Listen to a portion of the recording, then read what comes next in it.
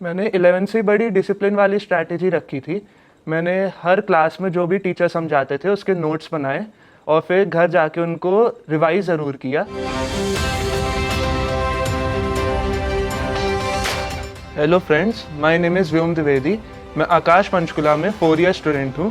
मैंने यहीं से फाउंडेशन कोर्स किया था और इसी के थ्रू मेरे क्लास 10th CBSE बोर्ड में 95.2% आए। मुझे यहाँ के टीचर्स अच्छे लगे, इन्वायरमेंट भी काफ़ी अच्छा लगा, इसलिए 11th और 12th में JEE एडवांस की प्रिपरेशन मैंने यहीं से कंटिन्यू करने की सोची। इसके थ्रू मेरे JEE मेंस के फर्स्ट अटैम्प्ट में 99.867 परसेंटाइल आई और इसमें मेरे मैथ्स में 100 परसेंटाइल थी। अटैम्प्ट 2 में मेरी मैथ्स में फिर 100% है। My biggest inspiration was my father. He was also a software engineer. So when I told my parents that I wanted to pursue engineering when I was in class 8th, they were really supportive and they were happy. So तभी उन्होंने आकाश Panchkula branch में मेरा admission करवा दिया foundation course में, क्योंकि वो जानते थे JEE क्रैक करने के लिए फाउंडेशन अच्छा होना बहुत ज़रूरी है, क्योंकि 9th और 10th के जो बेसिक्स होते हैं वो 11th और 12th के लिए बहुत ज़रूरी होते हैं। मैंने 11th से बड़ी डिसिप्लिन वाली स्ट्रैटेजी रखी थी। मैंने हर क्लास में जो भी टीचर समझाते थे उसके नोट्स बनाए और फिर घर जाके उनको रिवाइज ज़रूर किया। इसके अलावा जो आकाश के टेस्ट्स होते थे उन्हें रेगुलरली देना बहुत ज़रूरी था, ख़ास तौर से AIATS जिसमें ऑल इंडिया रैंक मिलती थी। उसे एक अच्छा आइडिया लगता था कि हम कहाँ स्टैंड कर रहे हैं और कहाँ इम्प्रूव करने की ज़रूरत है। और अगर बुक्स की बात की जाए तो मुझे ऐसा लगता है कि आकाश का मटेरियल मोर दैन सफिशेंट था, पर इसके अलावा अलग से मैंने इनऑर्गेनिक केमिस्ट्री के लिए NCERT रेफ़र करी थी। सेल्फ स्टडी के दौरान कभी मुझे डाउट आता था तो मैं तुरंत सर के पास जाता था और सर 1 to 1 मेरे डाउट लेते थे। बेसिक से बेसिक डाउट भी हो वो हमेशा पेशेंस से समझाते थे और कभी ये नहीं कहते थे कि अभी नहीं है, बहुत आसान डाउट है। तो इसी तरीके से मैंने 2 साल प्रिपरेशन करी है JEE की। JEE इतना आसान पेपर नहीं है, तो चैलेंजेस तो आते ही हैं। मुझे भी काफ़ी चैलेंजेस आए थे।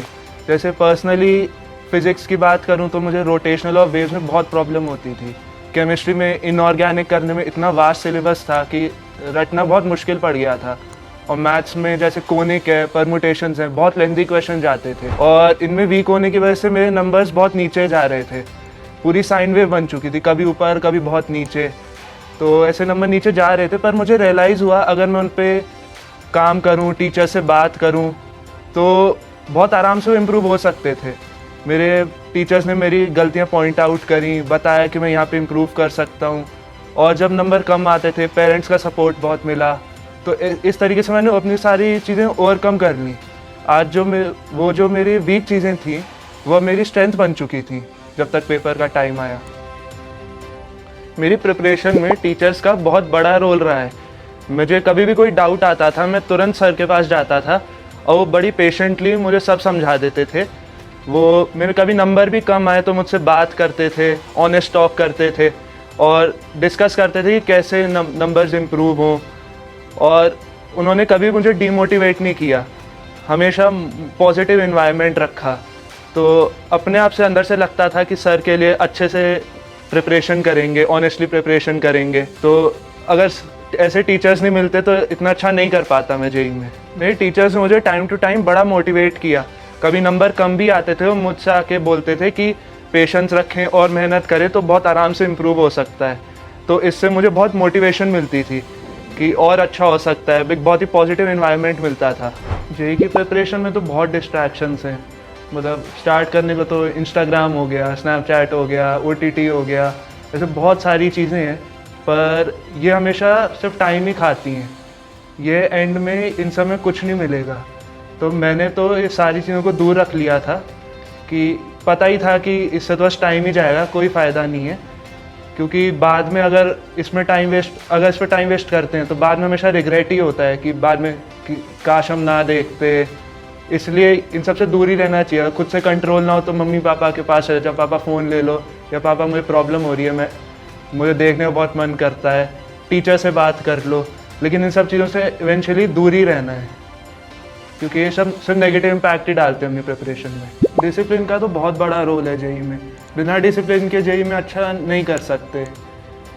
जैसे एक तो ये डिसिप्लिन होता है कि आज का मेरा एक टारगेट है तो वो पूरा करना ही करना है। ये नहीं कि बीच में मन नहीं कर रहा है, खेलने जाना है, ऐसे वो डिसिप्लिन में ये काउंट होगा कि आप अपना टारगेट फुली अचीव कर रहे हो और फिर उसको रिवाइज कर रहे हो, जो भी आपका टारगेट है। बस आपका स्लीप साइकिल अच्छा होना चाहिए। मैं यूजुअली 7 to 8 आवर्स सोता था, लेकिन एक फिक्स शेड्यूल था मेरा, तो वो डिसिप्लिन तो रखना ही पड़ेगा। पहले डिसिप्लिन, फिर उसके ऊपर फोकस और उसके बाद फिर पॉजिटिव एटीट्यूड, ये बहुत ज़रूरी है।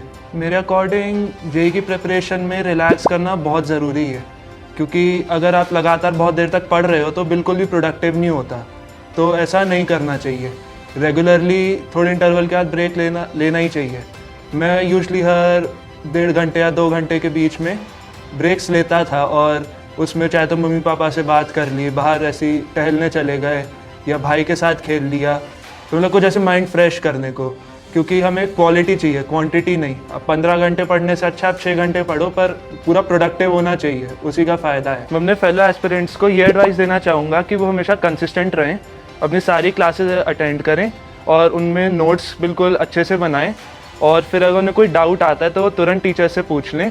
कोई भी टेस्ट स्किप नहीं करना है, हर टेस्ट का बहुत अच्छा इम्पैक्ट पड़ता है आपके स्कोर पे, और आपको टेस्ट में कुछ समझ नहीं आ रहा है तो वो भी जल्द से जल्द क्लियर करा लो सारे डाउट्स। इसके अलावा अपनी हेल्थ का बहुत ध्यान रखना है। मुझे भी 2-3 बार फीवर आया हुआ है, लेकिन फिर उसके बाद ना बैकलॉग इकट्ठा हो जाता है, और बैकलॉग कवर अप करना में बहुत मेहनत लगती है, तो अच्छा है कि वो बने ही ना। तो इसलिए अपनी हेल्थ का बहुत अच्छे से ध्यान रखना है। ये जेईई के 2 साल की जर्नी में मार्क्स अप एंड डाउन होंगे ही होंगे। मेरे मार्क्स भी बहुत नीचे गया है, मार्क्स का ग्राफ मेरा भी, लेकिन हमेशा पॉजिटिव रहना है। अपने टीचर से बात करनी है, अपने पेरेंट्स से बात करनी है, हमेशा पॉजिटिवली ये देखना है आप अपने नंबर कैसे इंप्रूव कर सकते हो। फाइनल रिजल्ट हमें पक्का है कि अच्छा आएगा अगर आप कंसिस्टेंट रहते हो तो। So best of luck and thank you.